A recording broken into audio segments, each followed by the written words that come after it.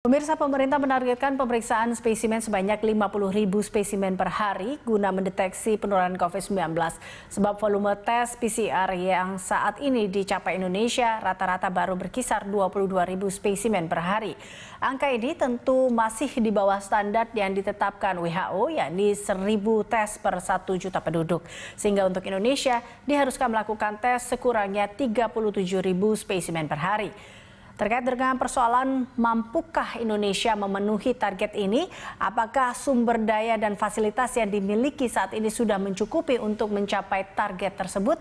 Untuk perbincangan hal ini kita telah terhubung bersama Ketua Lembaga Biologi Molekuler Eijkman, Prof. Amin Subandrio. Terima kasih Prof telah bergabung bersama kami. Selamat sore, Assalamualaikum warahmatullahi wabarakatuh. Waalaikumsalam warahmatullahi wabarakatuh. Prof, ini kalau kita lihat target terkait dengan 50.000 spesimen per hari, Anda menanggapinya seperti apa, Prof? Ya, 50.000 tes per hari itu memang harusnya dicapai. Hanya saja kita harus menyiapkan infrastruktur dan SDM serta tentu pembiayaannya.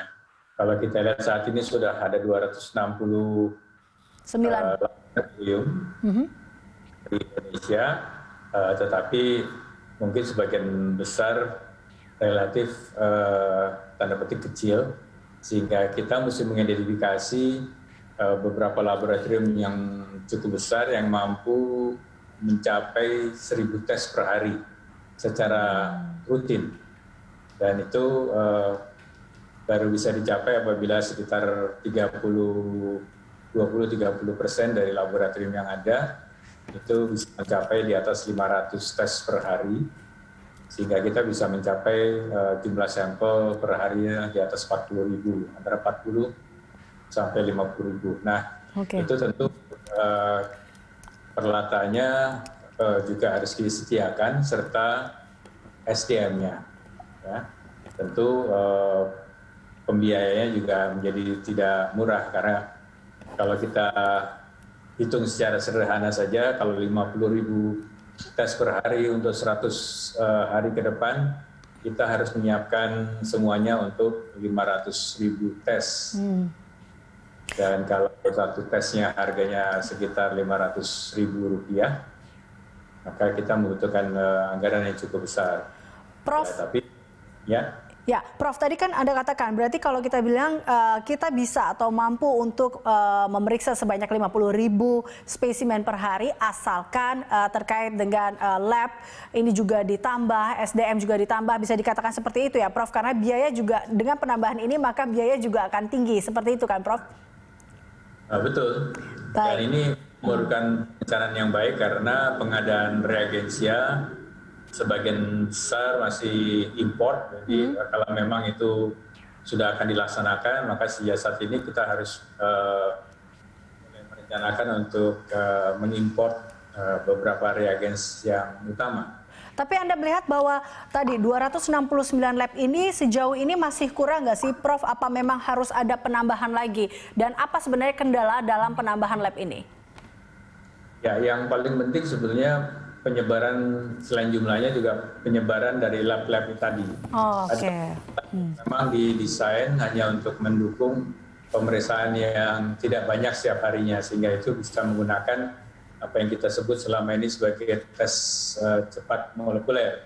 Ya, satu hari mungkin cukup melakukan pemeriksaan sekitar 20-an tes. Itu memang karena hanya mendukung satu daerah yang tidak besar. Tapi untuk di provinsi di mana jumlah kasusnya cukup tinggi sampai saat ini, maka kita harus melengkapi wilayah itu dengan laboratorium cukup mumpuni, artinya fasilitasnya, kemudian peralatannya, dan yang penting SDM-nya. Pekerjaan molekuler ini tidak bisa dikerjakan oleh sembarang orang, ya, membutuhkan keterampilan yang cukup tinggi ya dalam pemipetan dan sebagainya. Dan ini juga karena kita bekerja dengan mikroba yang cukup berbahaya, maka orang yang bekerja di laboratorium juga harus orang-orang yang sudah cukup berlatih supaya tetap aman.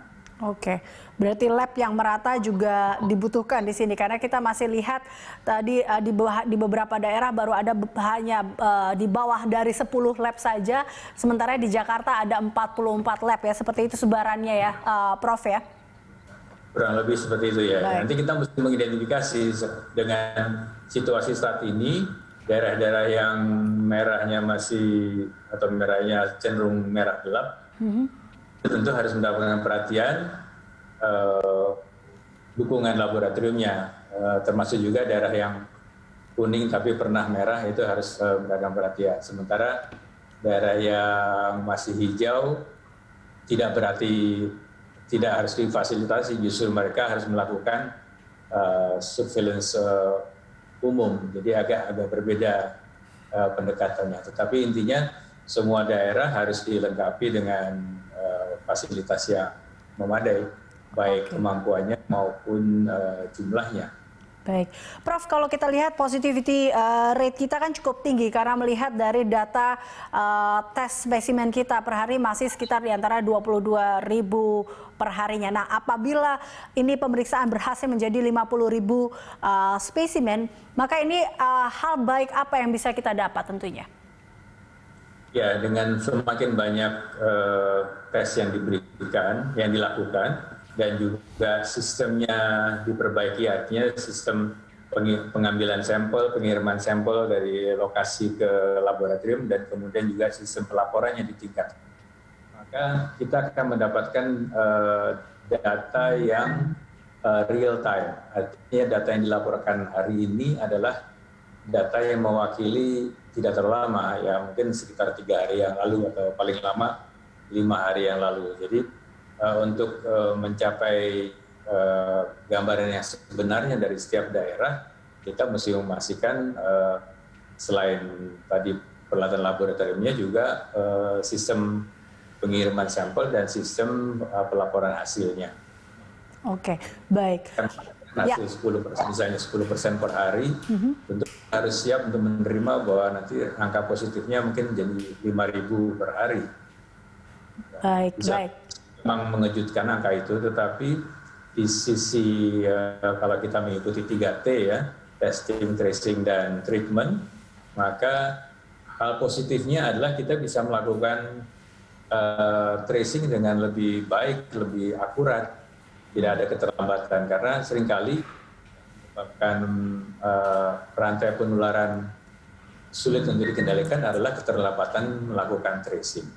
Baik, jadi kalau kita lihat, kita harapkan ini bisa mampu tercapai paling tidak kalau tadi ya, kalau berdasarkan WHO kita mampu untuk 37.000 per hari dalam pengecekan spesimen ini, maka kita akan mampu tadi mendapatkan hal-hal positif itu. Terima kasih Prof telah bergabung bersama kami. Pemirsa, Prof Amin Subandrio.